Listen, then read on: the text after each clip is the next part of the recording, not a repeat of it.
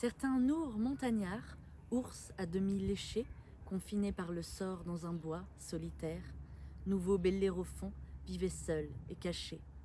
Il fut devenu fou. La raison du plus fort n'habite pas longtemps chez les gens séquestrés. Il est bon de parler et meilleur de se taire, mais tous deux sont mauvais alors qu'ils sont outrés. Nul animal n'avait affaire dans les lieux que l'ours habitait, si bien que tout ours qu'il était, il vint à s'ennuyer de cette triste vie. Pendant qu'il se livrait à la mélancolie, non loin de là, certains vieillards s'ennuyaient aussi de sa part. Il aimait les jardins, était prêtre de flore, il l'était de Pomone encore. Ces deux emplois sont beaux, mais je voudrais parmi quelques doux et discrets amis. Les jardins parlent peu, si ce n'est dans mon livre. De façon que, lassé de vivre avec des gens muets, notre homme, un beau matin, va chercher compagnie et se met en campagne. L'ours, porté d'un même dessein, venait de quitter sa montagne. Tous deux, par un cas surprenant, se rencontrent en un tournant. L'homme eut peur, mais comment esquiver et que faire? Se tirer en gascon d'une semblable affaire est le mieux.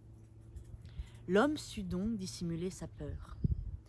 L'ours, très mauvais complimenteur, lui dit « Vint-en me voir ». L'autre reprit « Seigneur, voyez mon logis.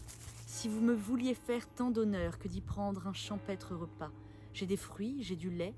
Ce n'est peut-être pas de nos seigneurs les ours le manger ordinaire, mais j'offre ce que j'ai. » L'ours l'accepte et d'aller. Arrivés, les voilà se trouvant bien ensemble, et bien se conçoit à ce qu'il semble beaucoup mieux seul qu'avec des sots. Comme l'ours en un jour ne disait pas deux mots, l'homme pouvait sans bruit vaquer à son ouvrage. L'ours allait à la chasse, apportait du gibier, faisait son principal métier d'être bonne et moucheur, écarté du visage de son ami dormant, ce parasite ailé que nous avons mouche appelé. Un jour, que le vieillard dormait d'un profond somme, sur le bout de son nez, une, allant se poser, mit l'ours au désespoir. Il eut beau la chasser.